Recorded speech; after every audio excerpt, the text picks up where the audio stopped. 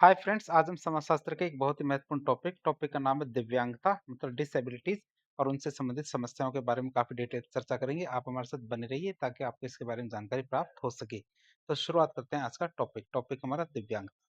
सबसे पहले दिव्यांगता की परिभाषा देखें तो दिव्यांगता वो दशा होती है जो हमारे क्षति और अक्षमता के कारण क्षति और अक्षमता के कारण उत्पन्न शारीरिक और मानसिक क्रियाओं संबंधी भूमिकाओं को शारीरिक और मानसिक क्रियाओं संबंधी भूमिकाओं को सामान्य व्यक्तियों की तुलना में निर्वाह करने में बाधक होती है। तो आप इसे याद रखेंगे, दिव्यांगता क्या होती है? दिव्यांगता वो दशा होती है जो क्षति और अक्षमता के कारण उत्पन्न शारीरिक और मानसिक क्रियाओं संबंधी जो भूमिकाएं होती है उनको सामान्य व्यक्तियों की तुलना में निर्वाह करने में बाधक होती है।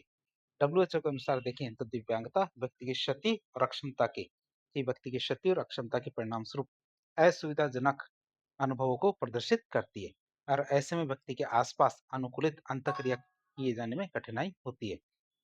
और ऐसे में क्या व्यक्ति के आसपास अनुकूलित जो अंतक्रिया है उसको करने में भी उसको कठिनाई होती है।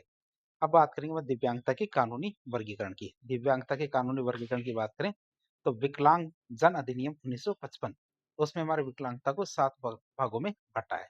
हमारे विकलांग जन अधिनियम 1995 में विकलांगता को 7 प्रकारों में बांटा गया है। कौन कौन सी? पहली कैटेगरी आती है पूर्ण दृष्टि बाधित व्यक्ति जो पूरी तरह से देख नहीं सकता।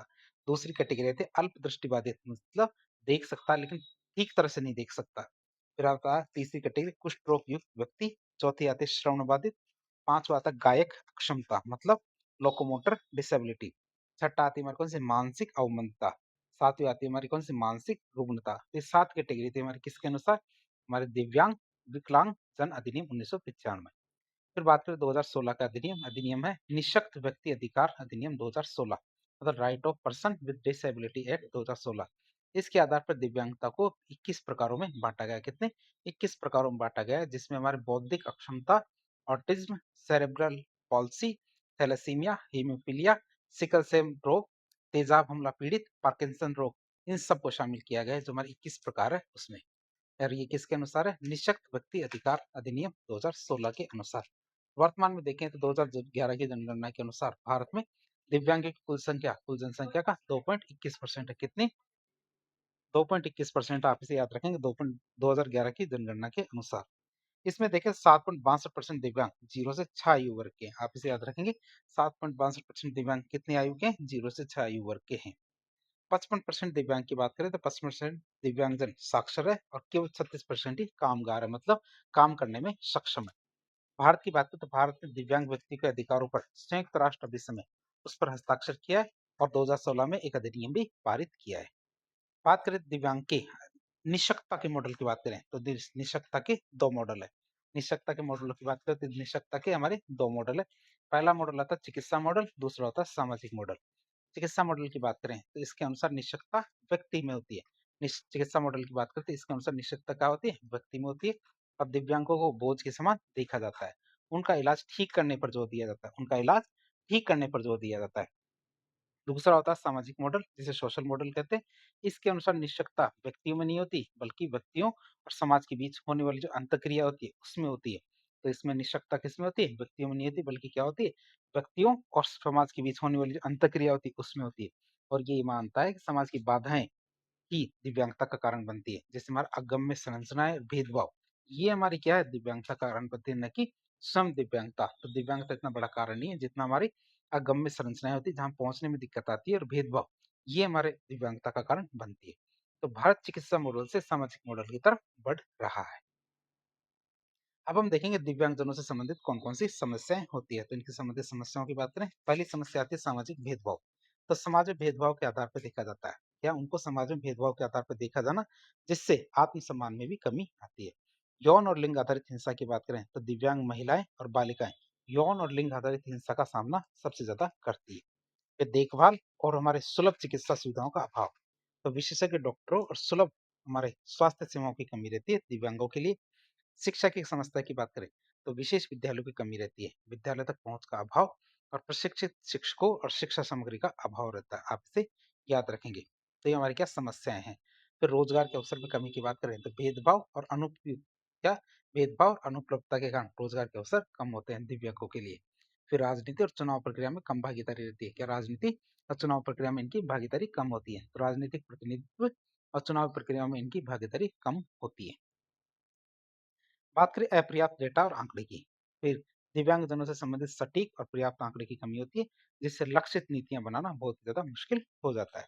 फिर खराब देखभाल और सुविधाओं की बात करें तो हमारे पुनर्वास केंद्रों की कमी और उपकरणों की कम उपलब्धता और उनकी उच्च लागत उन्हें अशक्त बनाए रखती है। भौतिक पहुंच की समस्या की बात करें तो भवन, परिवहन और सेवाओं तक उनकी पहुंच की समस्या है। जैसे भवनों में हमारे रैंप की कमी होती है, ब्रेल संकेतों का अभाव होता है, तो इनकी वजह से क्या उन्हें बहुत सारी समस्याओं का सामना करना पड़ता है। तो हमने बहुत सारी समस्याएं देखी जो दिव्यांगों से संबंधित है, जैसे सामाजिक भेदभाव, यौन और लिंग आधारित हिंसा, देखभाल और सुलभ चिकित्सा सुविधाओं का अभाव, शिक्षा की समस्या, रोजगार के अवसर की कमी, राजनीति और चुनाव प्रक्रिया में कम भागीदारी, अपर्याप्त डेटा और आंकड़े, खराब देखभाल सुविधाएं और भौतिक पहुंच की समस्या। अब हम देखेंगे दिव्यांगों के कल्याण के लिए कौन-कौन से प्रयास किए जा रहे हैं। जैसे सबसे पहले देखें संवैधानिक कौन-कौन से प्रयास किए जा रहे हैं। अनुच्छेद 41 क्या कहता है? राज्य की नीति निर्धारित तत्वों में। तो राज्य क्या अपनी आर्थिक सामर्थ्य और विकास की सीमाओं के भीतर राज्य क्या अपनी आर्थिक सामर्थ्य और विकास की सीमाओं के भीतर दिव्यांगता की दशा में सार्वजनिक सहायता प्राप्त करने का अधिकार सुनिश्चित करेगा। क्या दिव्यांगता की दशा में हमारे क्या सार्वजनिक सहायता प्राप्त करने का अधिकार सुनिश्चित करेगा। सातवीं अनुसूची की बात करते हैं केंद्र राज्य सरकारें दोनों के दोनों दिव्यांगजनों हेतु कानून बनाने का अधिकार देती है। सातवीं अनुसूची के लिए मैं ये बताया कि केंद्र सरकार राज्य सरकार दोनों ही हमारे दिव्यांगों के लिए कानून बना सकती है।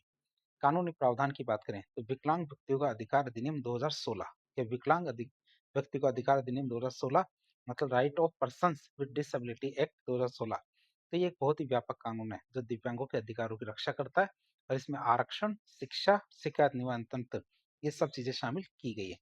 बात करें हमारे दिव्यांगों से संबंधित कौन कौन सी योजनाएं। एक योजना आती हमारी कौन सी विशिष्ट निशक्तता प्रमाण पत्र मतलब unique disability ID UDID portal दिव्यांग व्यक्तियों के लिए एक विशिष्ट पहचान पत्र जारी करना जिससे सरकारी योजनाओं का लाभ आसानी से उठाया जा सके। इस सुगम्य भारत अभियान की बात करें एक्सेसिबल इंडिया कैंपेन की तो सार्वजनिक भवनों, परिवहन और सूचना एवं संचार प्रौद्योगिकी आईसीटी को दिव्यांगों के लिए सुलभ बनाना। एक योजना आती है हमारी कौन सी डीडीआरएस दीनदयाल दिव्यांग पुनर्वास योजना। तो दिव्यांगजनों के पुनर्वास के लिए एनजीओ को वित्तीय सहायता प्रदान की जाती है किसके तहत डीडीआरएस मतलब दीनदयाल दिव्यांग पुनर्वास योजना के तहत। फिर सहायक उपकरणों की खरीद हेतु सहायता की बात करें सहायक उपकरणों की खरीद हेतु सहायता की बात करें तो एडीआईपी मतलब असिस्टेंस टू हमारे disabled person for purchase fitting of aids and appliances. ADIP योजना है इसके तहत दिव्यांगों को उपकरण प्रदान किए जाते हैं। दिव्यांग छात्रों के लिए राष्ट्रीय फेलोशिप की बात करें तो उच्च शिक्षा प्राप्त करने वाले जो दिव्यांग है छात्र उनको वित्तीय सहायता दी जाती है। दिव्यांगजन सशक्तिकरण के लिए राष्ट्रीय कार्य योजना की बात करें तो समग्र विकास के लिए एक व्यापक कार्य योजना बनाई गई है। तो हमारे कुछ क्या योजनाओं की बात करें तो कौन कौन सी योजना है एक विशिष्ट निशक्तता प्रमाण पत्र यूडीआईडी पोर्टल, दूसरा सुगम्य भारत अभियान, तीसरा दीन दयाल पुनर्वास योजना, चौथा हमारा सहायक उपकरणों की खरीद के लिए सहायता, पांचवा दिव्यांग छात्रों के लिए राष्ट्रीय फेलोशिप और छठा हमारे दिव्यांगजन सशक्तिकरण के लिए राष्ट्रीय कार्य योजना। अब हम देखेंगे राजस्थान सरकार के कौन-कौन से प्रयास हैं, जिसमें हमारा आस्था योजना है। तो दिव्यांगजनों को पेंशन और अन्य सुविधाएं प्रदान करना। दूसरा हमारा आता है कृत्रिम उपकरण हेतु उपहार की बात करें तो दिव्यांगों को कृत्रिम अंग और सहायक उपकरण निःशुल्क और रियायती दरों पर उपलब्ध कराए जाते हैं। इस सुखद दाम्पत्य विवाह अनुदान योजना की बात करें तो दिव्यांग व्यक्तियों के अंतरजातीय विवाह को प्रोत्साहन देना। अनुप्रति योजना में क्या होता है दिव्यांग छात्रों को प्रतियोगी परीक्षाओं की तैयारी के लिए वित्तीय सहायता दी जाती है। फिर मुख्यमंत्री विशेष योग्यजन स्वरोजगार योजना की बात करें दिव्यांगजनों को स्वरोजगार स्थापित करने के लिए ऋण और प्रशिक्षण प्रदान किया जाता है। तो विशेष योग्यजन सम्मान पेंशन योजना की बात करें तो दिव्यांगजनों को मासिक पेंशन दी जाती है। दिव्यांग विश्वविद्यालय की बात करें तो जामडोली जयपुर और जोधपुर में हमारे दिव्यांगों के लिए विशेष विद्यालय स्थापित किए गए हैं। सिल्कोसिस पॉलिसी की बात करें तो सिल्कोसिस पीड़ित जो श्रमिक है जो अक्सर के हमारे शारीरिक रूप से अक्षम हो जाते हैं उनके लिए सहायता और पुनर्वास की योजना बनाई गई है। तो हमारी कौन सी सिल्कोसिस पॉलिसी है। दिव्यांगों के कल्याण के लिए उपाय की बात करें क्या दिव्यांगों के कल्याण के लिए उपाय की बात करें तो बाल्यावस्था में इस बच्चों की स्क्रीनिंग और परीक्षण की जाती है। क्या तो बाल्यावस्था में बच्चों की स्क्रीनिंग और परीक्षण की बात करें तो जन्म के समय या फिर हमारा प्रारंभिक बाल्यावस्था में दिव्यांगता का शीघ्रता से पता लगाया जाना चाहिए ताकि पता चल सके तो इसका इलाज भी समय पे हो सके।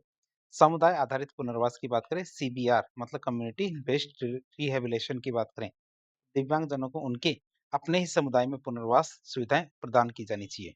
जन जागरूकता का फैलाने की बात करें, जैसे फ़िल्में, जैसे हमारे तारे ज़मीन पर और बर्फ़ी जैसी फ़िल्में हैं, समाचार पत्र और अन्य माध्यमों से दिव्यांगता के प्रति समाज में संवेदनशीलता और जागरूकता फैलाई जानी चाहिए। तो हमारे कुछ उपाय हैं दिव्यांगजनों के लिए। चिकित्सकों के प्रशिक्षण की बात करें और उच्च गुणवत्ता वाले उपकरण की बात करें, तो दिव्यांगता प्रबंधन में विशेषज्ञ चिकित्सकों का प्रशिक्षण और उच्च गुणवत्ता वाले सहायक उपकरणों की उपलब्धता सुनिश्चित की जानी चाहिए।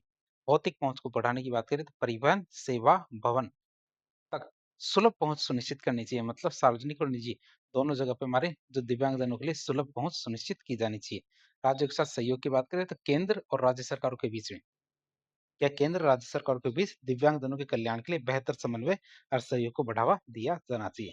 तो इस प्रकार एक लेक्चर के जरिए हमने दिव्यांगजनों की समस्याएं और उनके संबंधित जो उपाय और अधिनियम के बारे में काफी डिटेल से जानने की कोशिश की। तो इस प्रकार के इन्फॉर्मेटिव वीडियो देखने के लिए हमारे चैनल से जुड़े। वीडियो यदि पसंद आता है तो वीडियो को लाइक करें, चैनल को सब्सक्राइब करें, अपने दोस्तों का शेयर करें। धन्यवाद।